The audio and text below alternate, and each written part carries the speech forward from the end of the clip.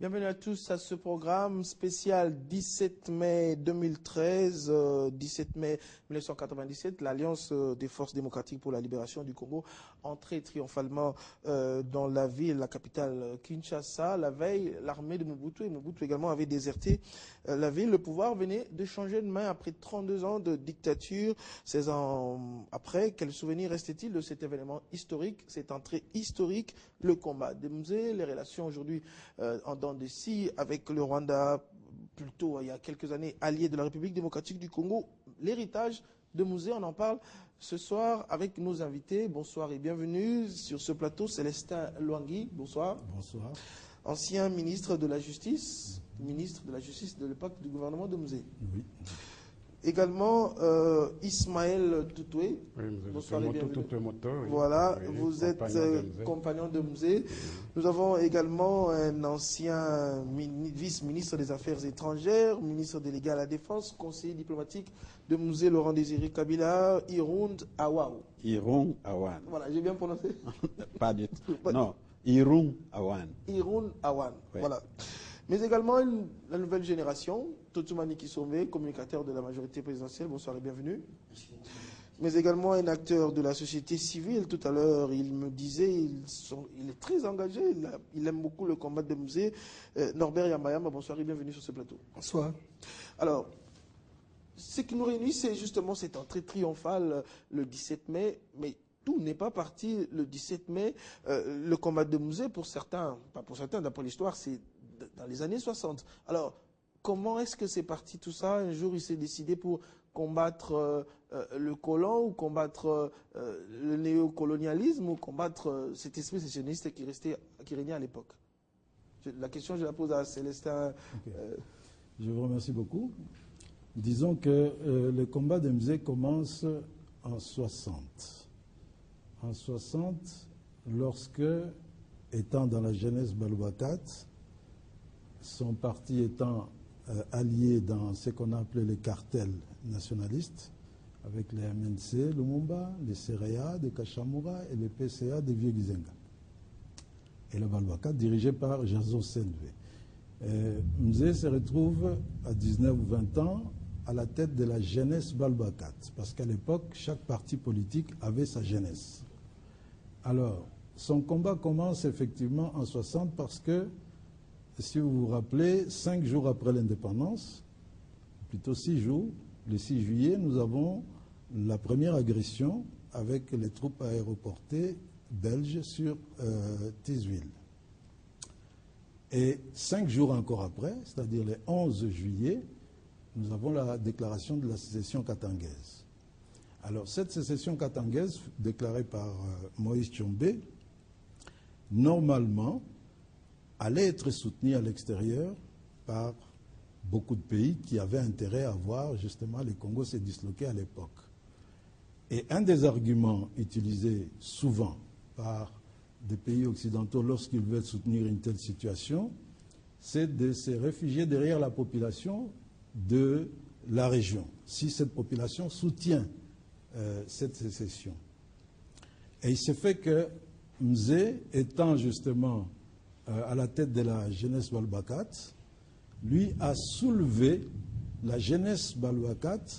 Et lorsqu'on parle de la jeunesse Balouakat, en ce moment-là, il faut entendre non seulement la jeunesse dans la grande ville, la capitale de la province, c'est-à-dire Lubumbashi, mais il faut entendre aussi toute la population du nord Katanga. Et il s'est fait qu'à l'époque, si on compare la population, le nombre de populations par rapport au sud, le nord était plus majoritaire. Donc, voilà un Mzé qui s'engage sans avoir reçu des instructions de ses supérieurs, puisque ses supérieurs ne pensaient pas qu'il était capable de faire quelque chose. La preuve, c'est que le gouvernement central de Lumumba à l'époque a obtenu du Parlement l'envoi des troupes, des armées pour mater la sécession.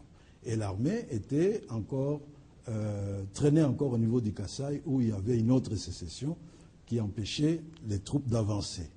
Donc, voilà un jeune homme à la tête de sa jeunesse, il prend le courage d'amener tous les jeunes dans un combat contre l'armée katangaise nouvellement créée à l'époque Et donc, une armée qui, forcément, avec disons, des Katangais qui n'étaient pas encore habitués, parce que la partie des forces armées, de forces publiques, ce qui formait l'armée coloniale, celles qui étaient au Katanga à l'époque, n'étaient pas d'accord avec la déclaration de la sécession.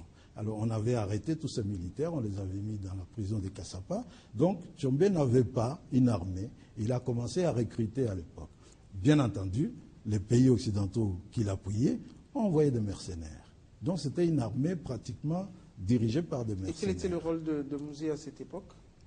Il était le chef de la jeunesse Balubakat. C'est donc à titre tout à fait individuel qu'il décide, lui, de s'engager dans ces combats contre cette armée de mercenaires, alors que ses chefs ne lui ont pas demandé. Et ils ne pouvaient pas les lui demander puisque les chefs pensaient que c'était une affaire de l'armée. Voilà.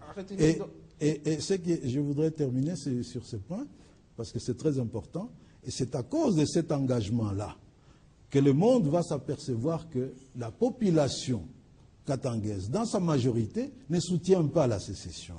Alors il devient difficile pour des pays occidentaux de soutenir cette sécession-là, à part la Belgique qui avait déjà reconnu, etc. Mais les autres n'ont pas pu suivre. Voilà le premier combat de Mzé qui les révèle historiquement comme un personnage avec de très grandes qualités, de très grandes initiatives, et c'est comme ça que plus tard, il continuera à se signaler. Alors, ça, c'est le début. Pendant toutes ces années, il s'est terré quand même après la période 60. Sporadiquement, on entendait parler de lui, 70 peut-être, jusqu'à la période 96. La question, je la poserai à M. Ismaël. Jusqu'à la période 96, Mouzé réapparaît avec un autre combat, le combat contre la dictature de Mobutu. Pendant tout ce temps, comment il s'est préparé? Quelle stratégie? Quelles étaient justement les relations avec d'autres pays ou d'autres... Oui, vraiment, quand on veut parler de l'historicité de Mzé Kabila, il y a 3 étapes, parce qu'il faut les situer dans le temps et dans l'espace. La première étape, c'est des années 60, qu'il a eu le déclic, ce qui a fait de lui un homme remarquable, jeune, de notre groupe, nous tous, parce que dans des années 59, 60, nous étions jeunes, dans des moments de jeunesse. Moi, j'étais MNC Lumumba, lui de Balubakat, et puis il est venu nous rejoindre à Bukavu.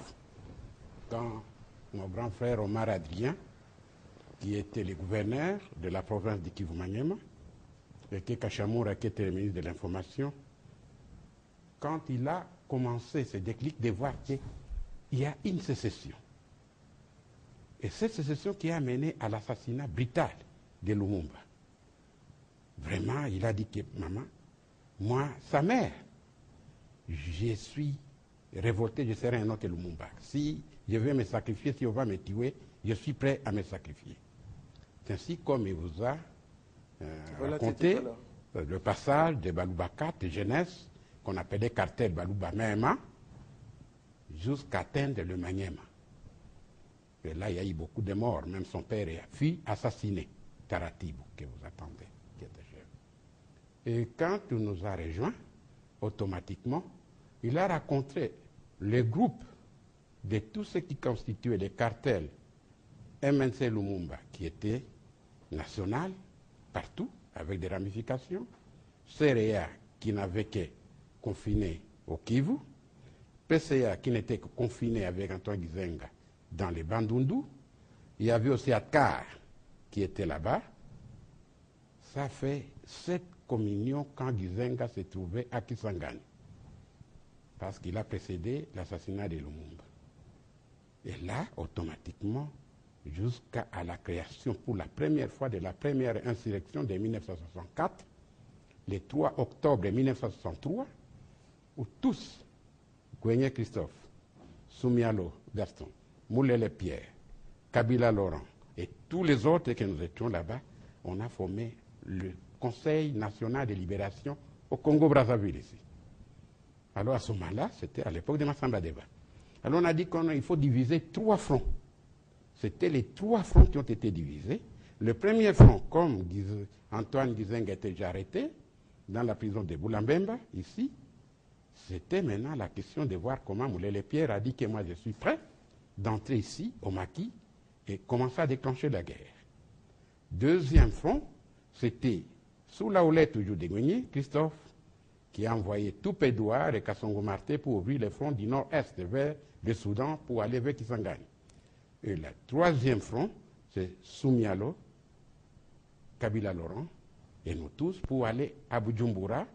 Ça, je suis donné dans les premières étapes. Oui, j'aimerais quand même que vous alliez rapidement, puisqu'il faut que nous puissions également parler de cette période de 97, surtout l'entrée de l'AFDEL, c'est ce qui nous réunit, les leçons d'histoire, bien sûr. Mais la question peut-être de savoir, de toutes ces années, période 60, toutes ces tentatives, jusqu'en 96, où on musée finalement réapparaît avec ce combat qui n'aura duré que 7 mois jusqu'à la chute de Mobutu. Que tout le monde comme c'était la genèse, pour vous dire comment l'épopée de Musée Kabila qu'on parle de lui, on ne peut pas escamoter son histoire. C'est un monument. C'est pourquoi on l'appelle héros national. Il est mort ici déjà comme en tant que président, chef de l'État assassiné. Ce sont des histoires, quand on parle de Lumumba et de Kabila, vraiment on lésine, parce que tout pour restituer l'histoire à la nouvelle génération montante qui doivent connaître qu'est-ce que c'est l'histoire. Alors, pour recouper, comme vous avez dit, il y a eu beaucoup d'événements. Quand il a créé le maquis, après la défaite, où les Che Guevara sont rencontrés au maquis, nous étions toujours au maquis, il a créé le PRP, le Parti de la Révolution populaire, qui a résisté pas mal pendant plus de 34 ans. Et puis finalement, il y a eu cette coalition, comme vous avez voulu maintenant, de la création des AFDEL, les maires. Alors, cette création d'AFDEL, c'était pour maintenant venir ici avec l'impact dont nous célébrons aujourd'hui, le 17 mai, 16 ans après, de la libération, que nous devons appeler à notre héros national, le musée Kabila, comme quoi un homme libérateur, un démocrate, un homme qui combattait contre les injustices et pour instaurer la dignité. C'est dans ce sens où aujourd'hui, en étant bref, que nous sommes fiers d'honorer cette date, pas tout simplement à sa qualité comme des compagnons, non. Tout le monde menait compagnon de Musée Kabila, parce qu'il s'est révélé. Alors, une question avant que je ne passe à vous, Norbert Yambayamba, mais également Tochimani Kisombe, une question, vous qui êtes venu avec Musée tout à l'heure, vous me disiez depuis Goma. Alors, c'est quand même à la grande surprise, c'est une des rares rébellions qui n'aura duré que 7 mois dans un pays aussi grand et vaste que la RDC, avec tout ce qu'on disait sur l'armée de Mobutu, la DSP de l'armée, Mobutu également soutenu, il y avait également des mercenaires qui l'avaient soutenu. On se demande, en si peu de temps, 7 mois seulement, d'octobre 1996 à mai 1997, on se demande comment les choses sont allées aussi vite. Oui, les choses sont allées aussi vite parce que les conditions étaient réunies. Musée Kabila, comme les autres venaient de le dire, vous avez évoqué une chose que je voudrais préciser là. Il n'a pas été souvent absent, comme vous l'avez insinué quelque part. C'est-à-dire, dans le maquis, il y a des moments de calme, d'accalmie. J'ai dit tout à l'heure, il y avait des apparitions sporadiques. Voilà, sporadiques. On parlait de voilà. Les années 60, 70 également. Voilà, quand on n'entendait pas, il menait une autre lutte, c'est-à-dire sur le plan politique, sur le plan des contacts diplomatiques avec d'autres pays. Le feu Kabila allait régulièrement en Europe, prendre des contacts, en Chine, en Union soviétique. Eh bien, il avait beaucoup de contacts à l'extérieur, même le Cuba. Et vous vous souvenez que Che Guevara, en Afrique, pour la première fois, il a été dans les maquis de Kabila. C'est pour vous dire qu'il avait... Même s'il a dit que le maquis n'était pas aussi organisé ou voilà, pas aussi voilà. organisé. Mais on savait qu'il y avait un leader capable de mener une lutte jusqu'à l'aboutissement final. C'est pourquoi un homme comme Che Guevara à l'époque a dû se déplacer pour aller jusque dans les maquis. Après, à la veille du début de cette guerre de libération, Musée Kabila a intensifié des contacts, tant à l'extérieur qu'à l'intérieur. À l'extérieur avec tous les pays voisins là, qui, bien sûr, en avaient aussi assez de Mobutu, parce qu'il faut admettre qu'avec le régime qui était en vigueur ici, beaucoup de pays aussi se sentaient menacés souvent. Il y avait l'Angola qui avait une rébellion qui a élu domicile au Congo, qui était ravitaillée à partir d'ici, l'UNITA, qui menait une guerre atroce en Angola. Il y avait, bien sûr, avec la guerre de 1994 au Rwanda, la guerre tribale, ethnique entre les Hutus et les Tutsis. Bon, tous ceux qui se sont déversés chez nous, ils ont constitué un groupe qui menaçait régulièrement aussi les frontières rwandaises. Il y avait l'Ouganda qui se plaignait du fait que le Congo hébergeait Konila, qui est aujourd'hui en Centrafrique. Voilà. Mais sa base était pratiquement localisée au nord-est de notre pays. Donc, tous ces pays-là avaient constaté que Mobutu, soit il était de connivence, soit il était incapable de gérer la situation. Et l'allié parfait, ça devait être le Rwanda? Oui, vous dites? L'allié parfait pour ce combat, ça devait être le Rwanda, par exemple? Non, pas l'allié parfait. C'est-à-dire qu'il y a eu une conjonction d'intérêts. Le Rwanda avait l'intérêt de sécuriser ses frontières, tout comme l'Ouganda. C'est la même chose pour ce qui est de l'Angola. Moi, j'étais en Angola, j'étais réfugié là-bas. Eh bien, les Angolais se plaignaient régulièrement. Bien qu'eux ne nous ont pas donné à cette époque-là les armes pour venir ici, comme c'était notre intention, mais ils se plaignaient régulièrement, l'UNIT était ravitaillée à partir d'ici. Donc, ce qui veut dire que le Congo constitue un danger permanent pour les autres voisins. Alors, la rapidité avec laquelle... Voilà, je vais en arriver là. Il a commencé d'abord par fédérer tous les mouvements qui étaient à l'extérieur du pays, qui avaient pour but de mettre la fin au régime dictatorial qui régnait dans le pays. C'est ainsi qu'il a été en Zambie. Il a trouvé des Congolais qui étaient éradiqués là-bas. Il a été en Angola. Il nous a trouvés. Il a négocié avec tout le monde. Les aspirations étaient les mêmes à l'intérieur du pays. Vous étiez encore peut-être très jeune, mais vous vous souvenez que la situation n'était pas celle que... Oui, voilà. En 96, non, 96, 97, j'ai entré à l'université, je crois. Voilà. Déjà un grand garçon. Donc, vous connaissez la situation qui était en vigueur sur le plan économique, social, dictatorial, donc sur le plan des libertés. Tout ça a fait que les aspirations, il y a une conjonction d'intérêts communs pour les Congolais de mener une lutte vers son aboutissement, vers la libération du pays.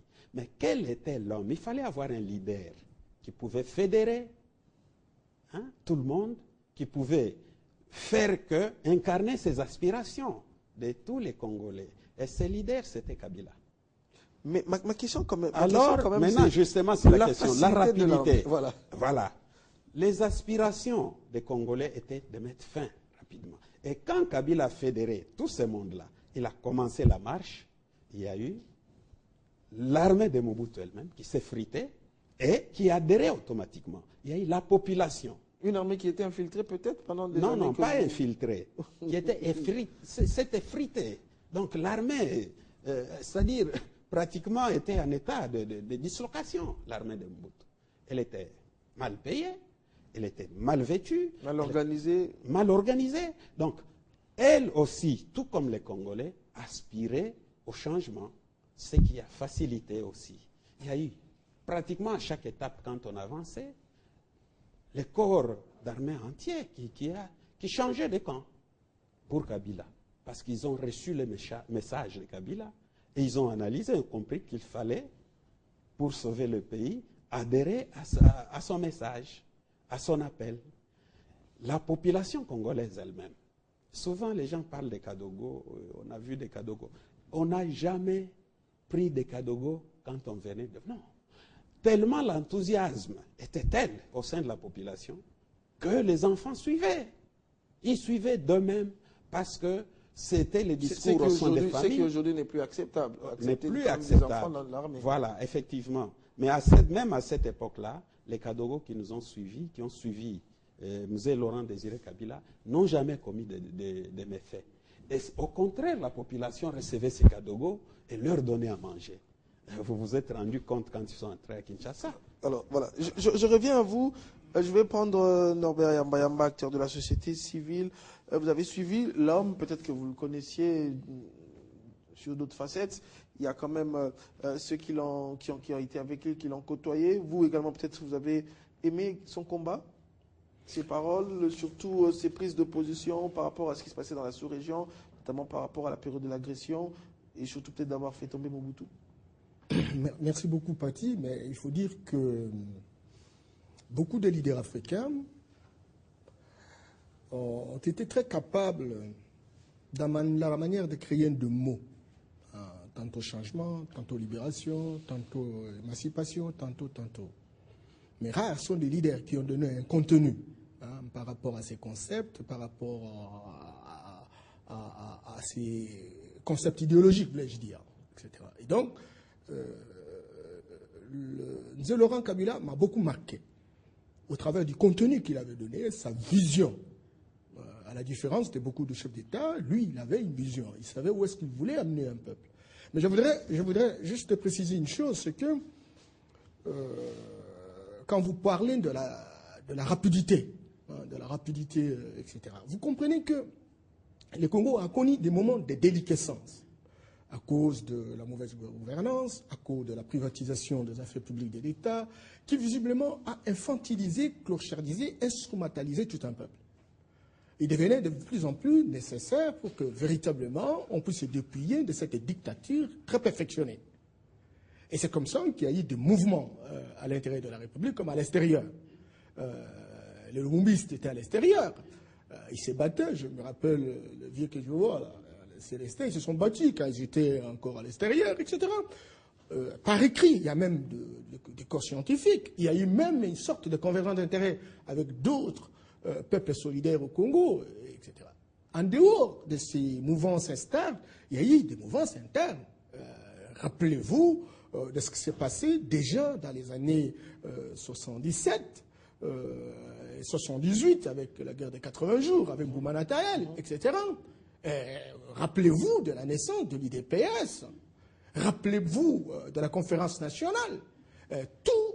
Ce mouvement de restitution de la République aux citoyens a beaucoup joué. La création de plus de 450 partis politiques, une sorte d'émergence d'une certaine liberté d'association, liberté de pensée, liberté d'opinion, etc. Et toutes ces différentes mouvances, les associations internationales qui, par solidarité, ont pactisé avec les Congolais pour rechercher comment ils peuvent sortir de cette pauvreté. Mais écoutez, tout le monde était préparé psychologiquement pour que véritablement on puisse se dépouiller de la dictature. Dieu merci, en 1996, voilà commence naturellement ce mouvement de libération. Et entre-temps, ce n'est pas seulement le peuple qui manquait les aspirines ou qui n'avait rien à voir, mais il y a aussi les militaires. Ils étaient très mal payés, ils étaient sous-payés, ils n'avaient pas quoi, etc.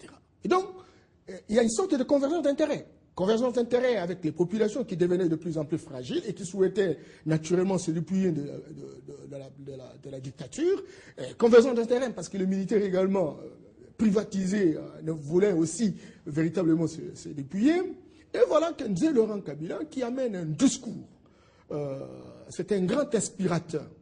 Puisque s'il faut voir les images de son arrivée, son entrée, partout les foules suivaient. Lorsqu'il y avait meeting, on voit encore les images à Goma, dans d'autres villes, Bukavu. Tout à fait. Il y avait c'est un grand communicateur. Son message l'avait déjà précisé. C'est un grand communicateur. Je me rappelle bien que j'étais à ce moment-là directeur d'un grand programme international, etc. On disait non, monsieur Yamba, il ne faut pas trop suivre ce monsieur. Moi, j'ai dit, mais tiens, mais on nous disait qu'il était un culte, etc. Mais finalement, au fur et à mesure qu'il parlait, finalement, les gens se rendaient compte qu'il portait les aspirations.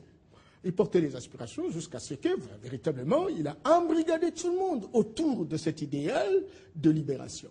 Mais maintenant, les militaires ont adhéré, les citoyens de la République qui visiblement étaient préparés avec les mouvances internes, notamment l'UDPS qui a piloté naturellement cette dynamique interne. Vous avez vu arriver un peu presque partout les gouverneurs qui ont été élus venaient naturellement d'un combat interne au travers la mouvance. Et donc tout cela faisant combine afin que véritablement on puisse arriver le 17 mai qui visiblement pour ma part est une victoire commune, une victoire partagée de tout un peuple. C'est une victoire populaire. Voilà. Et ça, c'est important. Maintenant, la question de savoir, maintenant qu'on est arrivé le 17 mai, j'ai dit à un moment que le Nzé Kabila avait une vision. Il savait voyager dans les temps, revenir et embarquer les gens autour d'un idéal commun. Il faut se poser la question, est-ce que ces velléités de départ originelles ont été maintenues? Est-ce que ça continue aujourd'hui? L'héritage, je vais revenir à vous pour parler c'est ça, des grandes interrogations qui véritablement méritent d'être répondu parce qu'il a beaucoup suscité les espérances. Et aujourd'hui, il faut faire l'évaluation pour savoir véritablement quelle est la performance de cette action. Alors, Totumani Kisombe, une nouvelle génération, Mzee 97, ça a suscité de l'espoir en vous, peut-être jeune également. Aujourd'hui, l'héritage de Mzee. Merci beaucoup, parce que je crois que c'est une des questions pour moi la plus facile. Sinon, je vais commencer par saluer d'abord ici les compagnons de Mzee et aussi des pères de cette révolution. Et parce que vous savez, nous jeunes, nous pouvons pouvoir dire un mot si nous avons les enseignements. Alors, je voudrais commencer par là. Mais pour rejoindre votre question, j'aimerais simplement dire l'héritage de Mzee. Vous savez, après Mzee, pour que je prenne un peu de temps, après Mzee, après qu'on nous ait fauché physiquement Mzee, mais malheureusement, il avait eu le temps de nous laisser ses enseignements, sa vision, les vraies valeurs. Hein, donc, le but de sa révolution. Mzee a tout de suite voulu une justice distributive. Je vais expliquer. Il a tout de suite voulu revaloriser l'Africain en général et le Congolais, pour que nous ne tendions pas la main seulement. Ça, c'est ce que moi je me rappelle à cette époque de son combat quand il est arrivé. Et donc, après que vous ayez fait balayer un peu le constat sur le plan politique de l'époque qui a poussé que tout cela arrive, voilà, c'était un peuple qui souffrait. Mais l'héritage de Mzee aujourd'hui, je crois qu'après Mzee, vous avez eu la succession de fait par le président Joseph Kabila Kabange, que je soutiens personnellement. Mais vous avez en même temps des citoyens du pays, des fils de ce pays, qui n'ont pas accepté cette succession, qui ont pris les armes. Vous avez Jean-Pierre Bemba, vous avez d'autres, beaucoup. Et ça affaiblit cette possibilité de pouvoir continuer la vision de Mzee tout de suite pour reconstruire le pays. Nous sommes passés dans les guerres. C'était des moments froids pour la reconstruction. C'était des fils du pays qui avaient le droit, parce que c'était pas... ils pensaient avoir le droit. Et tout de suite, on a senti en celui qui arrivait, donc l'héritage, en Joseph Kabila, l'esprit de son père, un démocrate. Il a appelé à 4+5, éviter le bain de sang. Je crois que c'est quand même important. Moi, je parle de l'héritage, je crois que, hormis le fait qu'il soit son fils, c'est d'abord un premier disciple lui-même, Joseph Kabila, de son père. Parce que là, il a incarné les valeurs de son père. La paix, la démocratie. Allons plus loin, les 4+1 arrivent, on passe aux élections. Les premières élections librement organisées.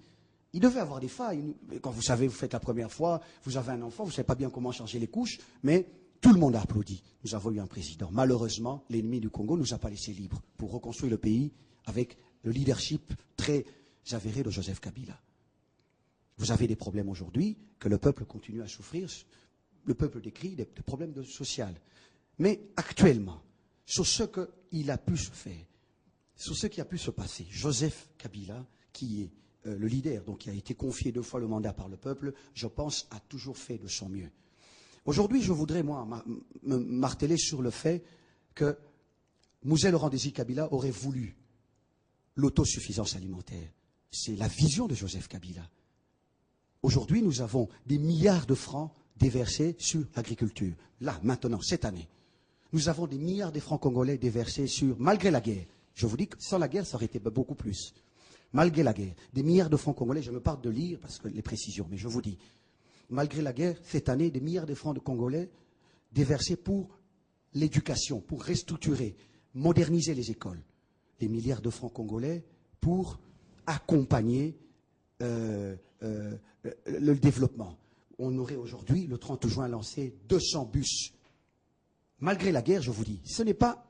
je crois que les papas sont là, les aînés sont là. Quand un pays est en guerre, il est difficile. Nous avons été gérés pendant 11 ans par le président Kabila, mais nous n'avons jamais eu de paix. Mais il a fait tous ses efforts pendant la guerre. Et l'ennemi du Congolais, c'est le Congolais lui-même. Et c'est le problème sur lequel Mzee Laurent Désir Kabila a eu si longtemps, moi je conclus, et en tant qu'intellectuel quand même, je me dis, a eu si longtemps pour pouvoir déverser Mobutu, parce que les connivences étaient de l'intérieur. Le Congolais qui voulait que l'autre Congolais souffre, et aujourd'hui,